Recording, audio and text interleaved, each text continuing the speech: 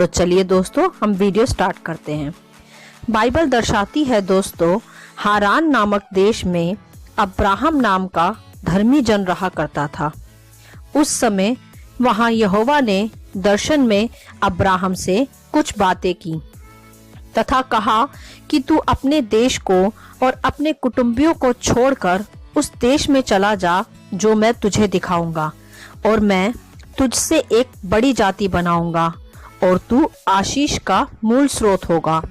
और यहोवा ने उससे कहा कि जो तुझे आशीष देगा उसे मैं भी आशीष दूंगा, और जो तुझे श्राप देगा उसे मैं भी श्राप दूंगा, और भूमंडल के सारे कुल तेरे कारण आशीष पाएंगे। जब अब्राहम ने यहोवा का यह वचन सुना तो वह अपनी पत्नी सारा को तथा अपने भतीजे लूत को लेकर और जो धन उन्होंने वहां इकट्ठा किया था वो सब लेकर वह कनान देश को निकल पड़ा और वहां पहुंच भी गया। जब अब्राहम वहां पहुंचा तब यहोवा ने उसे फिर से दर्शन में बात कही कि यह देश मैं तेरे वंश को दूंगा। तब अब्राहम ने वहीं बेतेल पहाड़ पर अपना तंबू लगाया तथा वहां यहोवा की एक वेदी बनाई तथा अपने परिवार सहित वहां प्रार्थना की।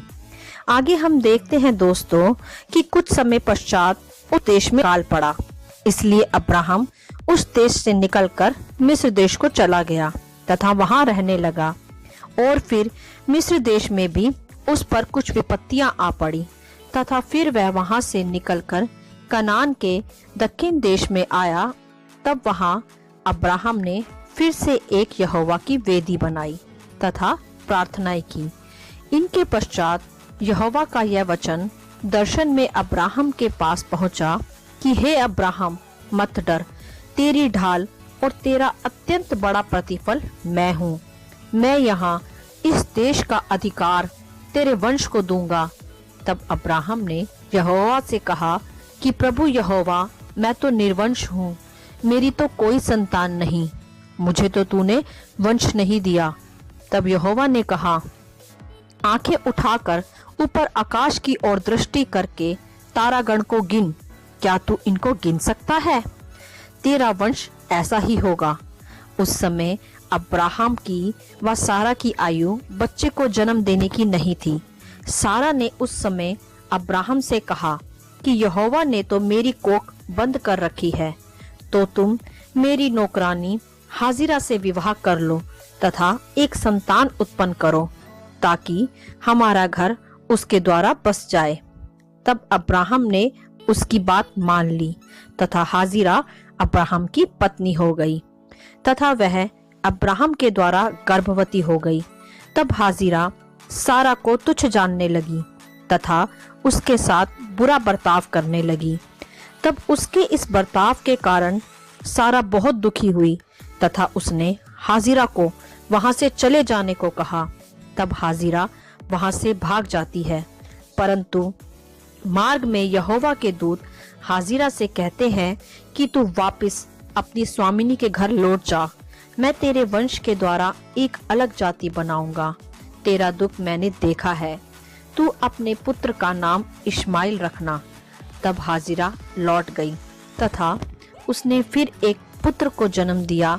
तब उसका नाम इस्माइल रखा तथा उस समय अब्राहम 86 वर्ष का था। जब अब्राहम 99 वर्ष का हुआ दोस्तों, तो यहोवा ने उसको दर्शन दिया कि मैं सर्वशक्तिमान ईश्वर हूँ, मेरी उपस्थिति में चल तो तू सिद्ध होता जाएगा। तब अब्राहम मुंह के बल गिरा और परमेश्वर उससे बातें करता रहा कि मैं तेरे पुत्र इश्माइल से 12 गोत्र बनाऊंगा, परंतु मेरी वाचा उस पुत्र से पूरी होगी जिसको सारा जन्म देगी, तो उसका नाम इसहाक रखना। तब अब्राहम ने सोचा कि मैं 100 वर्ष का और सारा 99 की, क्या अब भी हमारी संतान उत्पन्न हो सकती है? तब कुछ समय के पश्चात अब्राहम ममरे के बांज वृक्ष के बीच तंबू के द्वार पर बैठा था।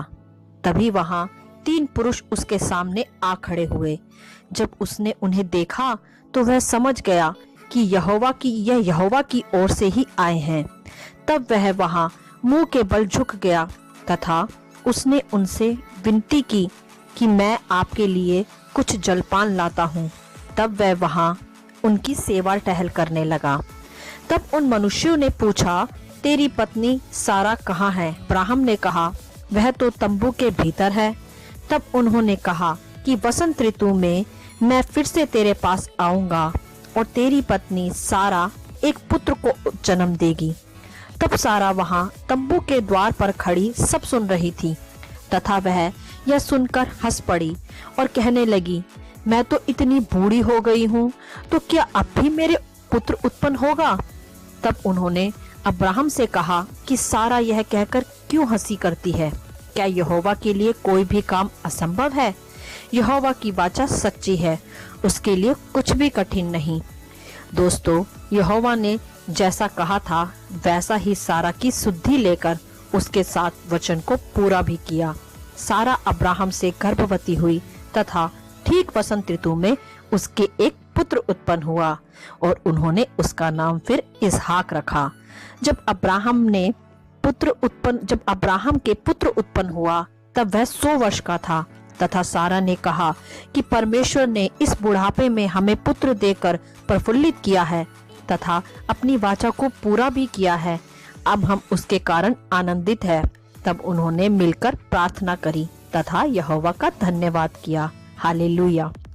ऐसा है हमारा परमेश्वर जो वायदों को पूरा करता है दोस्तों, और चाहे वह परिस्थिति असंभव ही क्यों ना हो, परमेश्वर जो वायदा करता है उस पर हमें संदेह नहीं करना चाहिए।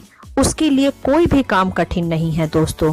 वह तो मरुभूमि में बरसाने वाला परमेश्वर है तथा अपने वायदों को पूरा करने वाला परमेश्वर है। हालेलुया।